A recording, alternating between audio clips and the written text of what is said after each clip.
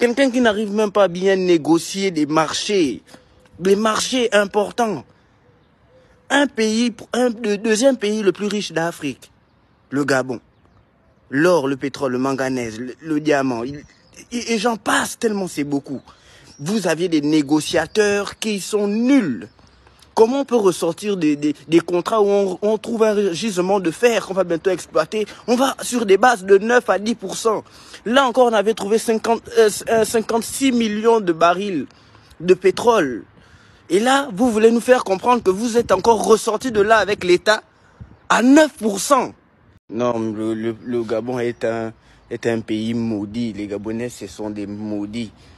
On ne peut pas. Comment vous avez fait pour arriver à 94% pour voter pour ce candidat-là?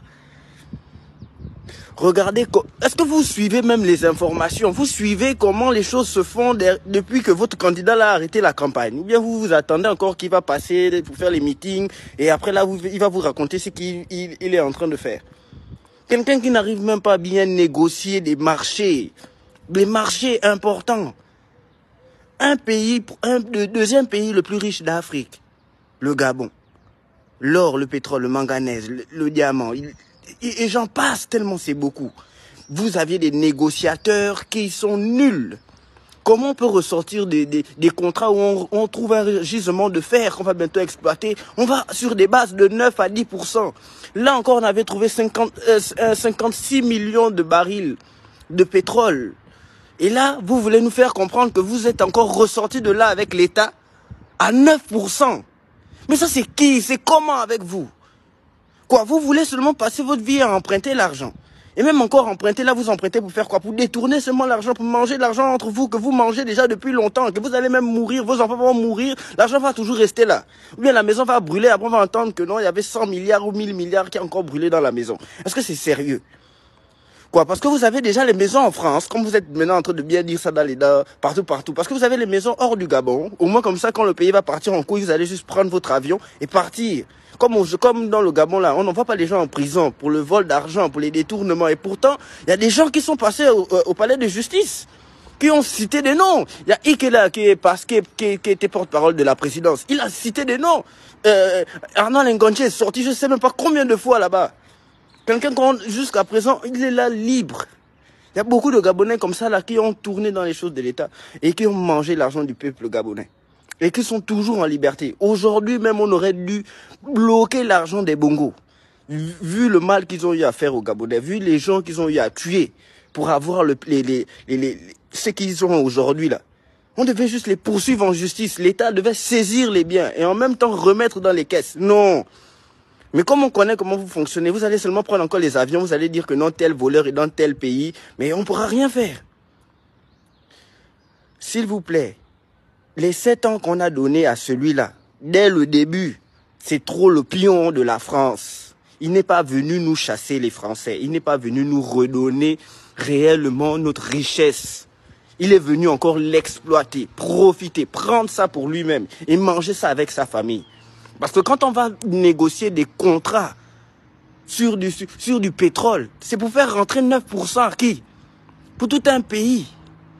Où on va te faire écouter que non, l'État gabonais a 10% ici, les bongos ont 26% là-bas, les machins. C'est comment avec vous? Olig, ici, vous ne voulez pas, toute ta bande là, que même les activistes, voilà même maintenant Badeko en chef qui est dessus, il est devenu, je ne sais même pas, il réfléchit plus, c'est maintenant l'argent. Si vous avez déjà l'information que, dites-nous ça simplement. On va arrêter de faire la politique, on va arrêter de parler de votre pays, on va arrêter, on va laisser ça comme ça.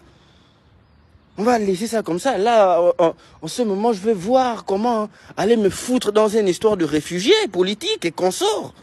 Parce que concrètement, hein, votre Gabon, la méthode que vous avez choisie là, la méthode que vous avez choisie de continuer toujours à manger, à piller le Gabon et de ne pas donner la richesse aux Gabonais dans leur propre poche. Parce que quand les Gabonais ont faim, les Gabonais manquent d'eau, on manque. Et les Gabonais disent ils manquent de ça. Vous leur dites que non, vous n'avez pas. Mais ailleurs, vous arrivez à investir. Ailleurs, vous arrivez à faire. Ailleurs, vous arrivez à construire. Ailleurs, vous arrivez à prendre des décisions. Mais quand le Gabonais lui-même se lève, dit, il veut ça. Vous dites non, ça là, on ne peut pas vous donner.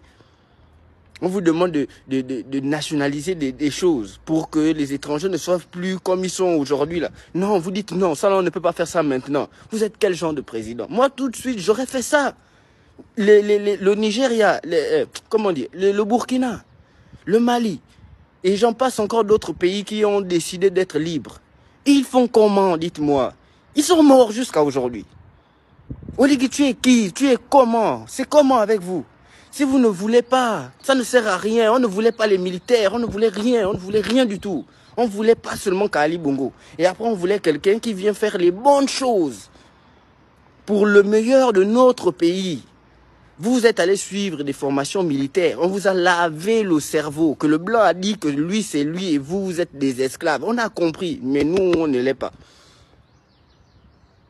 Démissionne. Laisse la présidence. Dis c'est trop fort pour toi. Avant qu'on t'envoie un AVC là, tu ne vas même pas comprendre comme ton type là. Parce que là, je sens qu'on va vraiment prier. Là, on va vraiment prier encore pour qu'un truc comme ça tombe encore du ciel. Là, maintenant, on va voir si c'est ta femme qui va décider encore de manipuler maintenant le Gabon derrière quand tu auras un AVC. Parce que concrètement, je ne vois plus là où vous essayez de nous emmener. Reprendre le pays. Regardez, hein, tu as été nommé aujourd'hui, le lendemain matin, dans la même semaine. Tu prends des décisions, tu prends des choses, tu fais des choses propres. Pas tu viens encore nous faire les choses des PDGistes. Pas nous faire encore les choses de... La richesse du Gabon appartient seulement à 2, 3, 4, 6 familles. Quand il y a 2 millions d'habitants. Quand il y a 2 millions d'habitants, c'est que tout le monde peut devenir ministre. Tout le monde peut devenir ministre du moment qu'on a des compétences, on a la connaissance, on arrive à faire ce qu'il faut. Pas que vous allez choisir des personnes. Non, c'est les compétences qui parlent. Faites l'appel d'offres. Aujourd'hui, là, vous videz tous les ministres. Vous videz tous les ministères. Vous videz toutes les sociétés. Vous lancez la demande d'emploi. Le lendemain matin, je vous jure, vous aurez des gens devant vos bureaux venir dire que non, on veut ce poste parce qu'on est compétent, putain de bordel. Vous avez des ministres, le ministre du chômage finit par aller chercher des étrangers pour venir travailler tandis qu'il y a des chômeurs.